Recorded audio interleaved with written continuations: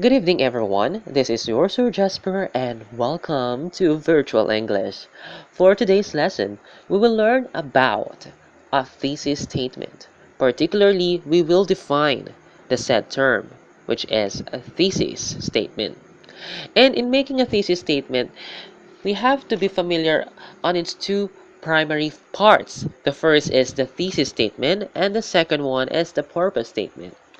And lastly, we need to know the characteristics of an effective thesis statement. Now, what is a thesis statement? A thesis statement focuses your ideas into one or two sentences. It should present the topic of your paper and also make a comment about your position in relation to the topic. Your thesis statement should tell your reader what the paper is about and also help guide your writing and keep your argument focused. There are two primary parts of a thesis statement, as I said a while back. We have first the thesis statement, and the second one is the purpose statement. So, what is a thesis statement? A thesis statement is a sentence that makes an assertion about a topic and predicts how the topic will be developed. It does not simply announce a topic, it says something about the topic. A good example of a thesis statement is X has made a significant impact on the teenage population due to its. The signal word there is significant, which implies that the writer finds the topic beneficial or essential. In contrast, a weak thesis statement is this one. In this paper, I will discuss. Here, you're just outlining what you're going to discuss without giving your comments about the issue.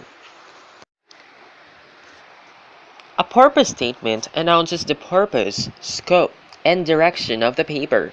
It tells the reader what to expect in a paper and what the specific focus will be. Common beginnings include this paper examines. The aim of this paper is to, and the purpose of this essay is to. A purpose statement makes a promise to the reader about the development of the argument, but does not preview the particular conclusions that the writer has drawn. A purpose statement usually appears toward the end of the introduction. The purpose statement may be expressed in several sentences. Moreover, a purpose statement is focused and specific enough to be proven within the boundaries of the paper. Keywords like nouns and verbs should be specific, accurate, and indicative of the range of research, thrust of the argument or analysis, and the organization of supporting information. What is currently being shown is a sample purpose statement. Let me read. This paper will examine the ecological destruction of the Sahel preceding the drought and the causes of this disintegration of the land. The focus will be on the economic, political, and social relationships which brought about the environmental problems in the Sahel. As you can see, the writer have have shown the purpose of the paper, which is to examine. The verb there is examine, and also he included the focus. So that's an example of a purpose statement.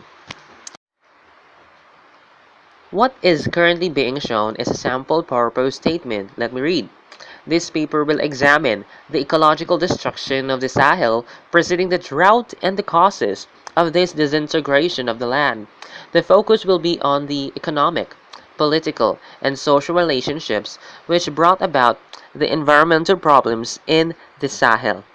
As you can see, the writer have have shown the purpose of the paper, which is to examine.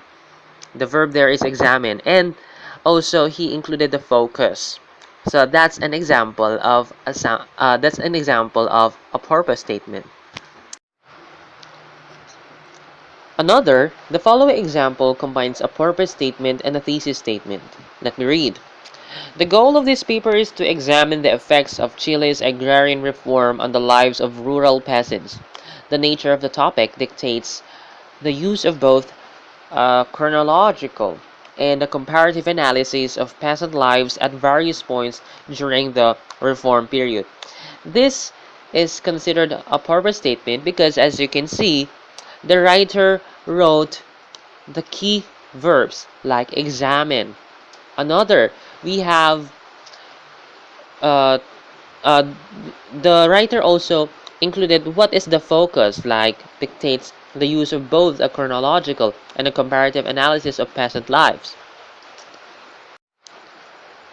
Now, let me continue. The children reform example provides evidence that land distribution is an essential component of both the improvement of peasant conditions and the development of a democratic society.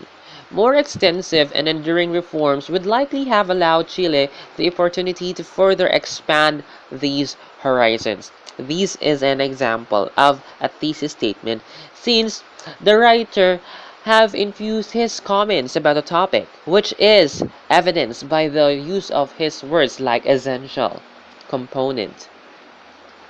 More extensive and enduring reforms would likely have allowed. So those are the suggestive words that are being used by the writer. Now here are the characteristics, or shall we say suggestions, for an effective thesis statement. First, to be effective, the thesis statement should express an opinion or state your positions. You need to convince your reader. Consider the following statements.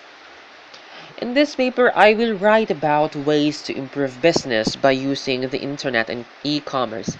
This is actually a weak example of a thesis statement. Instead of saying such, you may restate it in this way. Developing business strategies can be more effective through the use of the internet. Aside from it is formally expressed compared to the first example, you can also sense that there is an opinion as you read the given example.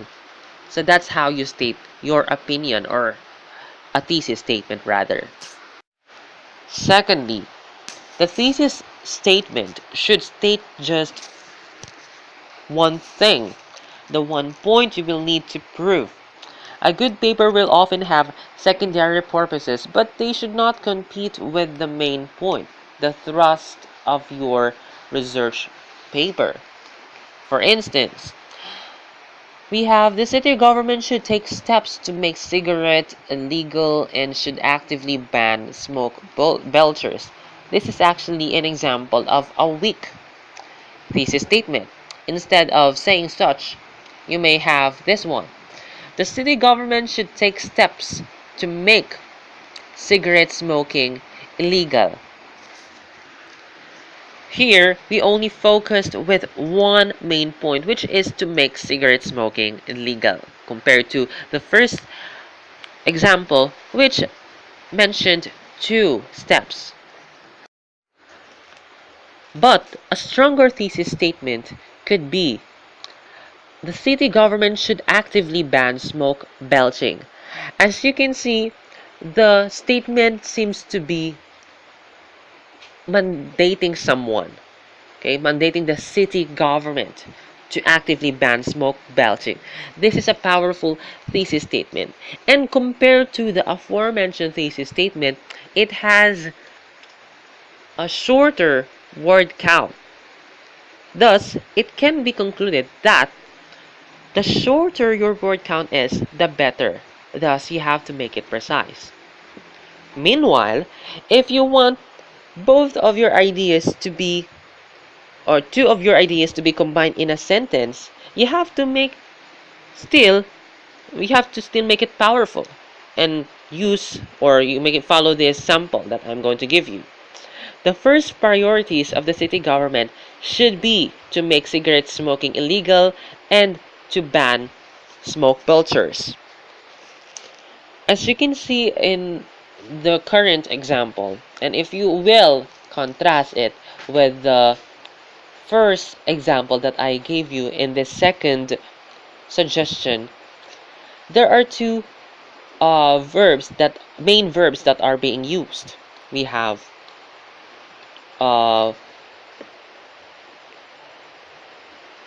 take and ban. But here, we only have one verb, one main verb, which is should be. And she expressed it in a form of infinitive. So to make cigarette smoking and to ban smoke cultures. Thirdly, a paragraph should have coherence. When a paragraph is woven together so you can read and understand one idea and it flows to the next, your paragraph shows coherence. The paragraph must also show unity. The sentences must present a united impression by following your prescribed order and by taking ideas on at a time. If you were asked to write a research paper on fuel consumption, you might write the first paragraph like this. Each of us should make an effort to cut down on use of fuel. So that's the thesis statement. The following is a transition sentence. We can reduce fuel consumption by driving less. Another transition sentence. Recently, the price of fuel has doubled compared to the last year's figure. The cohesive device that is being used in this statement is recently. Let's continue. Thus, reducing fuel consumption is imperative if we want to live a decent life. Thus, here is another example of a cohesive device. We can further reduce our use of fuel by staying home during weekends. Further is another transitional word rather. So, recently does further serve as transition words to help your reader follow as the writer moved from point to point. So it will guide your reader and they will easily understand what you're trying to imply. And that ends our virtual lesson on Flipped Classroom. I hope you learned a lot from today's online discussion. If there are any questions, feel free to raise them in class and I will do my best to entertain your queries. So again, this is your Sir Jasper. See you tomorrow and have a great evening.